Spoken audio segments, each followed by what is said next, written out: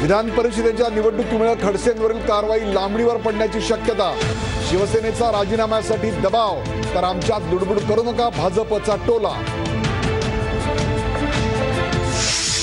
खडसेंच्या राजीनाम्यासाठी अंजली दमान यांचं आझाद मैदानावर उपोषण, तर खडसे समर्थकही आझाद मैदानात जमले। खडसेंवरील आरोप खोटे असल्याचा दावा।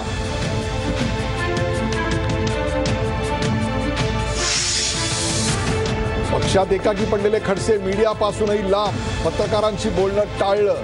खडसे दिल्लीला धाव घेण्याची शक्यता। मुंडे गटाच्या पाठिंब्यासाठी खडसे समर्थकांची मुंबईत पोस्टरबाजी। विधान परिषद उमेदवारीवरून नाराजीची मुख्यमंत्र्यांनी घेतली दखल। नाराज नेत्यांना टाळून घेतली बैठक। उद्यापर्यंत कोण माघार घेणार याची उत्सुकता।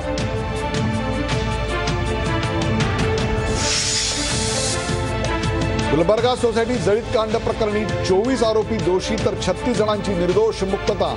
6 जूनला शिक्षा सुनावणार। जाकिया जाफरी उच्च न्यायालयात जाणार।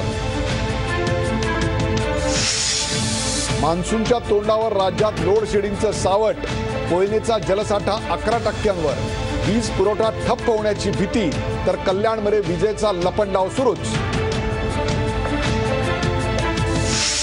नाशिकच्या भद्रकाली परिसरात महापालिकेची अतिक्रमण हटाव मोहीम। कारवाई पथकावर जमावाची दगडफेक, पोलिसांचा लाठीचार्ज।